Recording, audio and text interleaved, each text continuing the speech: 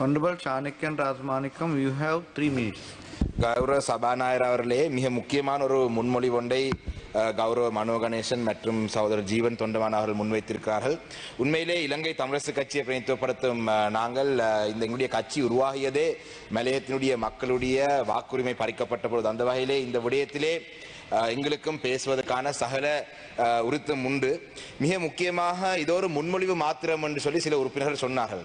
இது என்னுடைய வாழ்க்கையிலே கேள்விப்பட்ட மிக முட்டாள்தனமான முன்மொழிவு இதுதான்.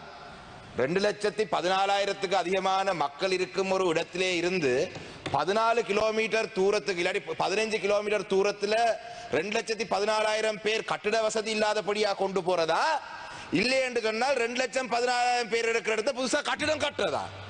இதை போல ஒரு முட்டாள்தனமான ஒரு முன்மொழி என்னுடைய வாழ்க்கையிலே நான் கேட்டதில்லை. பொதுவாக இன்று பார்த்தீங்கள் என்று சொன்னால் உண்மையிலே நான் வெண்ணி மாவட்ட பாராளுமன்ற உறுப்பினரும் இந்த விடயத்திலே பேசியது மகிழ்ச்சியை தரும் ஒரு விடயம். மலையத்தை பிரதிநிதித்துவப்படுத்தும் ஆளுங்கட்சியை சேர்ந்த எவருமே பேசாமல் விட்டது பெரும் சர்ச்சையான ஒரு விடயம், பெரிய ஆச்சரியமாக இருக்கின்றது. நான் மட்டக்களப்பு மாவட்டத்திலே இருந்து எங்களுடைய சகோதர மலைய மக்கள் நோவுட்ல இருக்கும் மக்களுக்காக பேச அண்ணன் சந்திரசேகரன் அவராவது இதுக்காக பேச வேண்டும். உண்மையிலே இந்த விடயத்தை பொறுத்தளவிலே உங்களுக்கு தெரியும், நீங்கள் இந்த கட்டிடத்தை புகையிரத நிலையத்துக்கு மேல் மாடிக்கு கொண்டு போக பார்க்கிறீர்கள். ஆனால் இந்த வரவு செலவு திட்டத்திலே 7.7 டிரில்லியன் ரூபாய் ஒதுக்கீடுகள் செலவுக்கு ஒதுக்கப்பட்டிருக்கு. ஜனாதிபதியுடைய சொந்த கிராமத்திலே தம்புத்தேகம் என்ற பிரதேசத்திலே ஒரு புகையிரத நிலையம் கட்டுவதற்கு கட்டலாமா இல்லையாண்டு ஆராய்வதற்கு 100 மில்லியன் ஒதுக்கப்பட்டிருக்கு. நோர்வுட் பிரதேசத்திலே ஒரு பிரதேச செயலகத்தை கட்டுவதற்கு எவ்வளவு செலவு போகும்? ஒரு 6 மாதத்துக்குள்ளே கட்டிடத்தை கட்டி ஒரு புதிய பிரதேச செயலகத்தை உருவாக்கி 2 லட்சத்துக்கு அதிகமான மக்களுடைய வாழ்க்கையை இலகுபடுத்துறதா? இல்லை என்று சொன்னால் 110 ஊழியர்களுடைய தேவைக்காக இந்த கட்டிடத்தை இந்த கட்டிடத்தை நீங்கள் கொண்டு போவதா? மறக்க கூடாது, மலைய மக்களுக்கு எதிராக தொடர்ச்சியாக அநீதி இந்த நாட்டிலே இழைக்கப்பட்டது. இந்த நாட்டிலே மலைய மக்களுடைய குடியுரிமை பறிக்கப்பட்டது.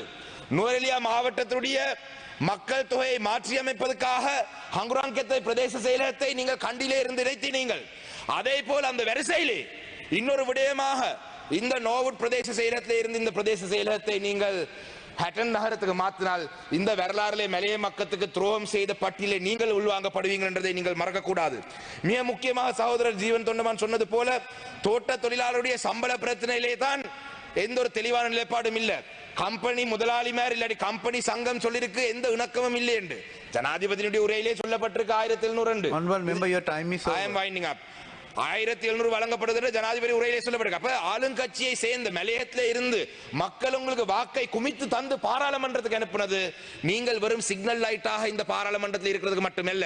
சபாநாயகர் சொன்னார், சிவப்பு போட்டால் நிக்கணும், பச்சை போட்டா ஓடணும். அதுக்காக மக்கள் தெரிவு செய்யல, மக்கள் உங்களை தெரிவு செய்து மக்களுடைய பிரச்சனைக்காக குரல் கொடுக்கிறதுக்கு.